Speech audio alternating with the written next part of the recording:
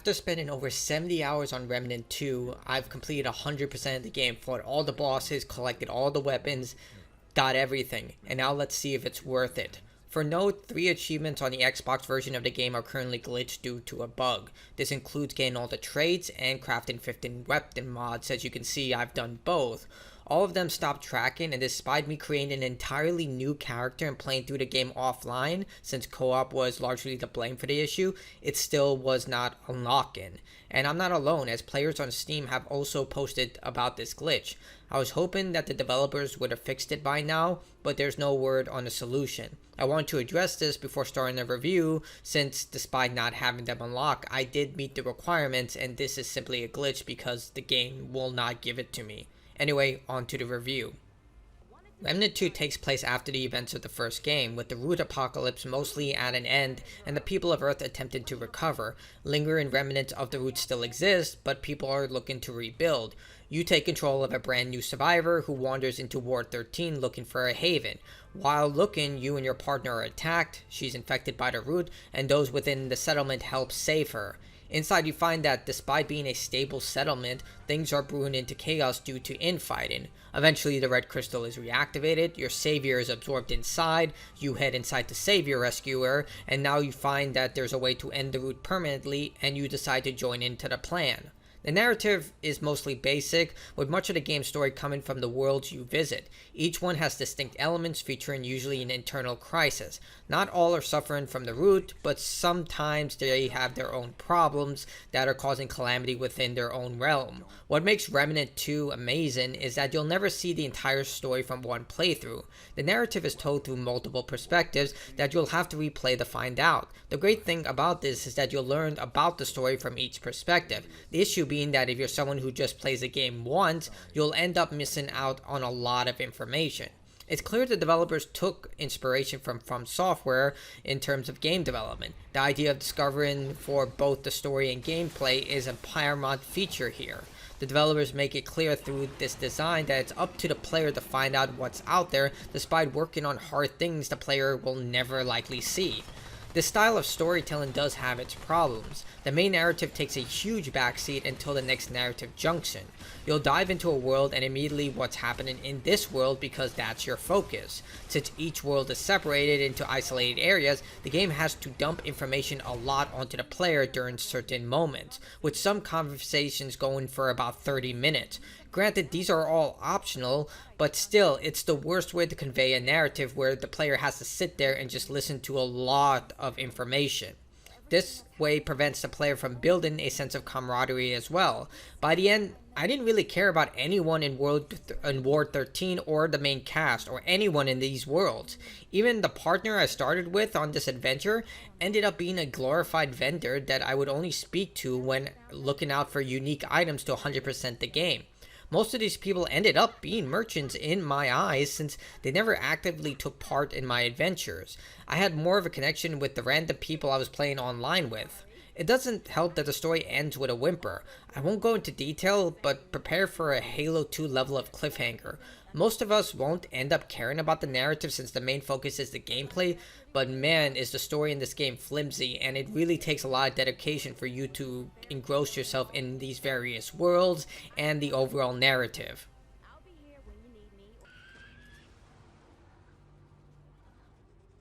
Remnant 2 is a third-person shooter with RPG elements. The character creator is very basic but provides enough options that you can create a decent character, but often your armor will cover everything up. The game has 4 difficulty options to choose from, but can be altered during adventure mode, which allows you to replay worlds in more challenging modes and see the other options in the procedurally generated worlds. A hardcore option is available, allowing you to seek a greater challenge where death means your character gets deleted. In terms of building your character, you have access to 4 pieces of armor that you can mix and match, coming in a range of light, medium, and heavy options. You get 1 primary weapon, a handgun, and a melee weapon alongside 4 rings for boosting specific traits, 1 relic that can be modified for different healing options, and finally 2 classes that can be equipped to your avatar. If that sounds like a lot, it's because it is. At the start, you can choose from an array of baseline classes called archetypes, with the more advanced options being hidden throughout the game. Players can choose one to start with and can unlock additional options after obtaining 10 trait points, skills that allow you to upgrade your baseline stats, with a cap being at 60. You can swap between classes at any time, and each comes with 3 unique abilities that you unlock by leveling up. Every archetype is unique and offers an array of advantages and disadvantages, with the player never limited to how they wish to combine them. I did hope some experience sharing option did exist, because having to level up each archetype just to experience the full strength of them is tedious. Even offering a 25% base experience share would have gone a long way. Archetypes are unlocked by obtaining unique artifacts during your adventure that are completely missable, meaning your selection of options is completely determined of how much you explore the game, with the more advanced options only available to very specific challenges that players will have to seek out. Now, you'll be shooting and striking everything in your path. The shooting is effective, but there's no cover system, so expect to Dark Souls roll your way through enemy attacks, provided you have enough stamina. This is a stamina-based game, which exhausts stamina when you're in combat, but when you're traveling throughout the world, you get infinite stamina. Instead of having a hip fire option, this is linked to your melee weapon, which can become a little annoying if you're trying to shoot an enemy immediately, so you'll have to get used to that.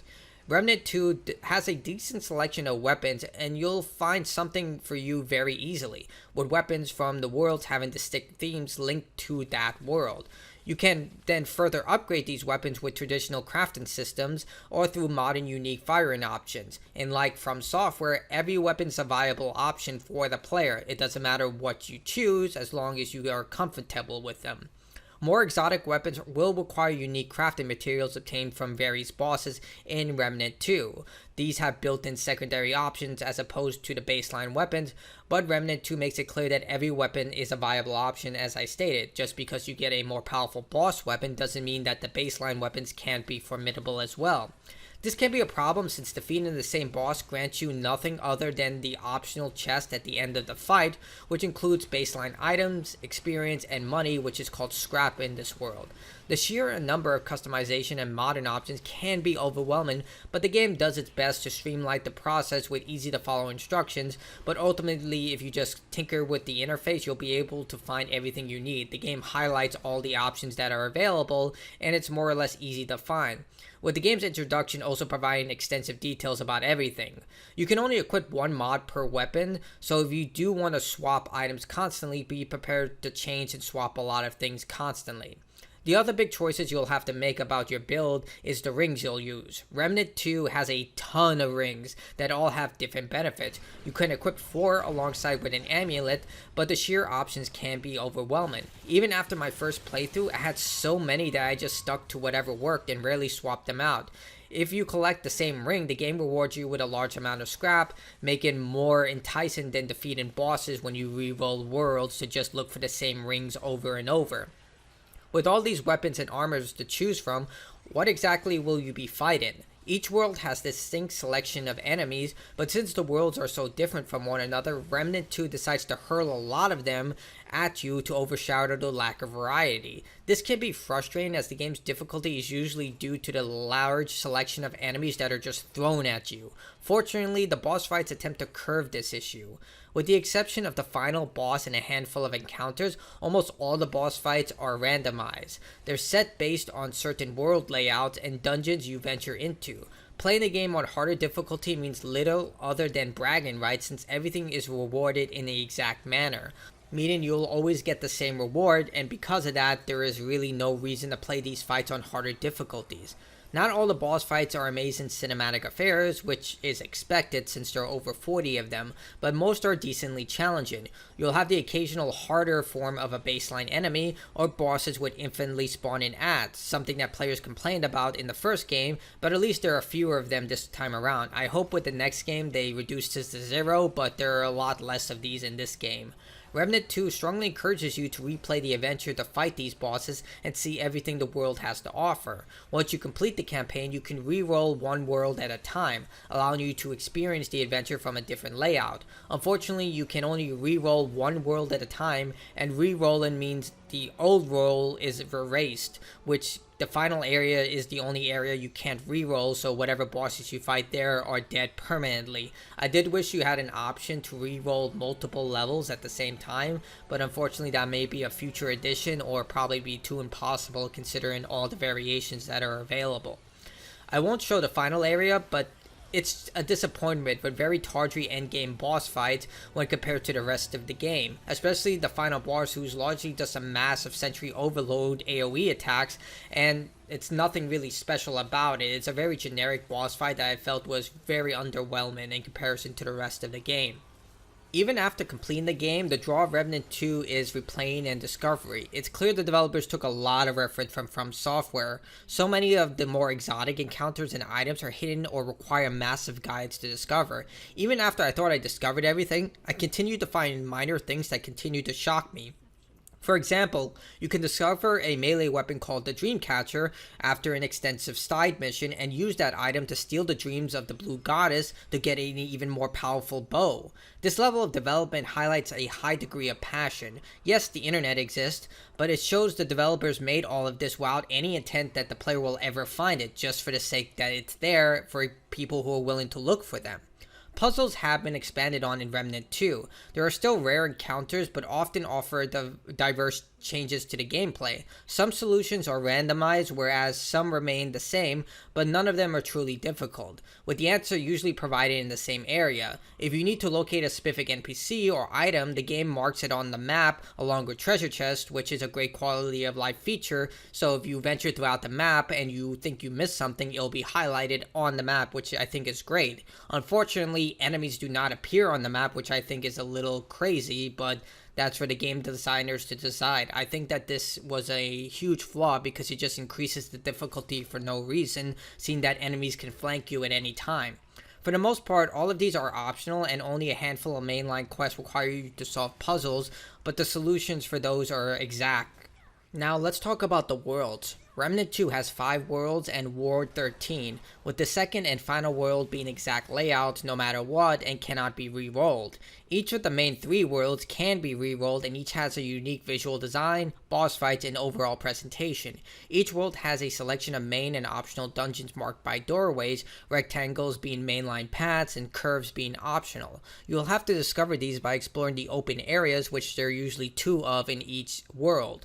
I did wish the game includes some sort of tracker to confirm if a dungeon was completed. Sometimes I ran into areas where I didn't know if I completed the dungeon or not, so I wish there was some sort of objective completed. Some of these dungeons do show objective completed, but overall it was a little confusing. Even my allies didn't know whether or not we completed the dungeon or if there was more to explore.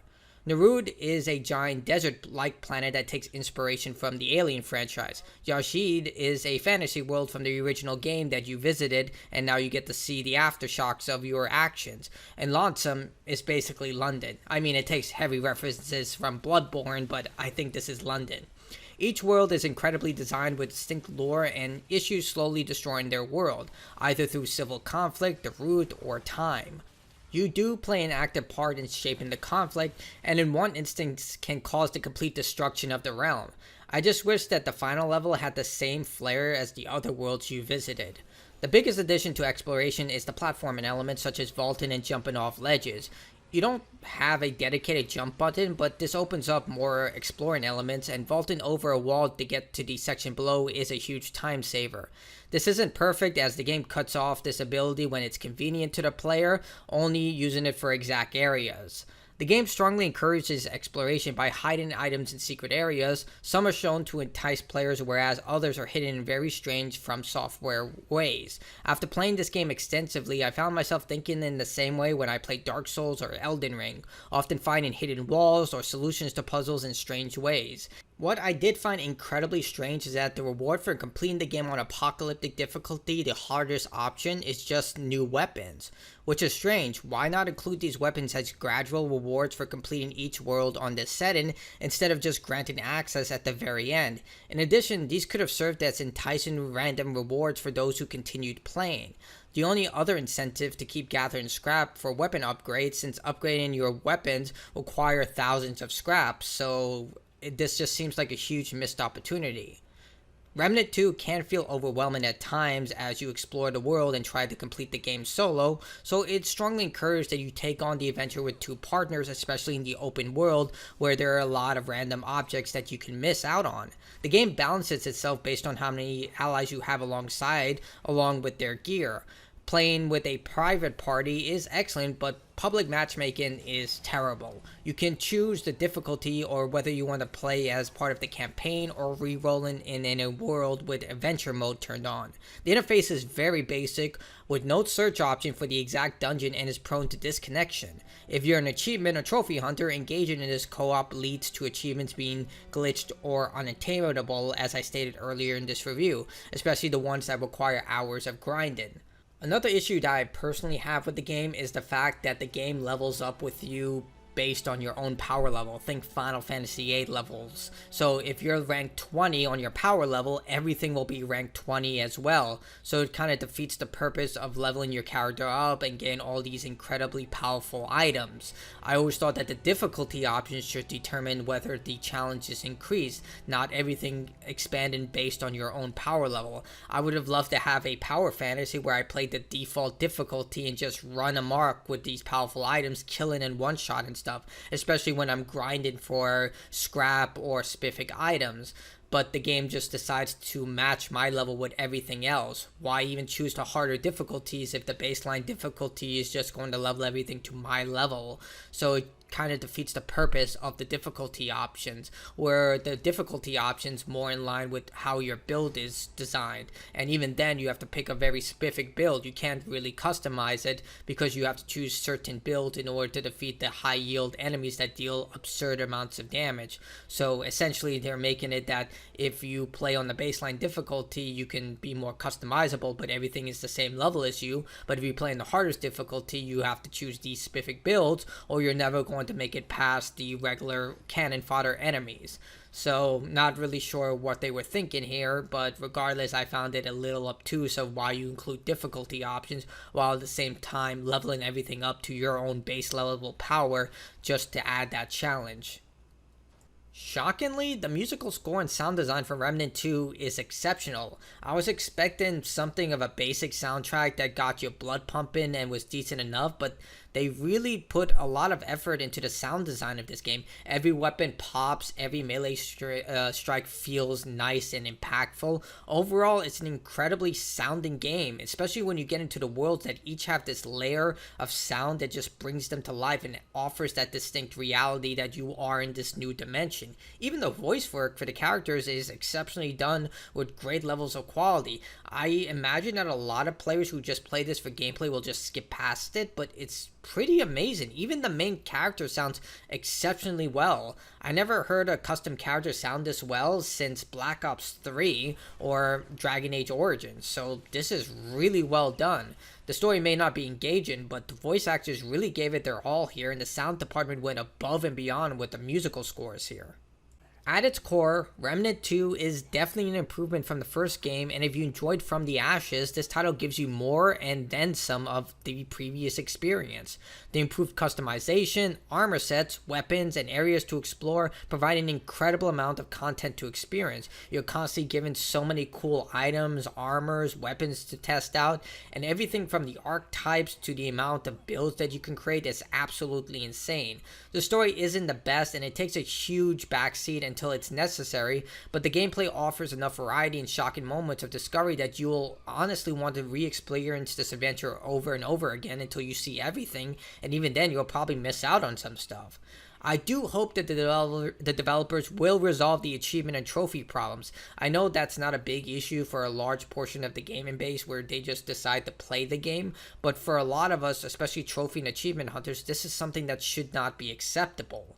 As invested in dozens of hours into getting something that only is unavailable because a glitch breaks morale and prevents you from moving forward, why play the game even further knowing that I can't get these achievements and will have to dedicate additional hours in order to get it on a fresh save, only to find out that that also doesn't work. It also doesn't help that a lot of people have experienced these achievement glitches through co-op, which is one of the primary selling points of this game. Moving forward, I hope that the story is given a little more care instead of information dump periods, alongside fewer bosses that feature ad management and instead one-on-one grand affairs like the giant beast that we fight in Remnant 2. Even with its issues, Remnant 2 is a fun, engaging, and very well thought out game. It's clear the developers have a lot of love and passion for this franchise. I just hope that the future DLC campaigns will flesh out the narrative, and maybe they'll finally fix these trophy and achievement problems.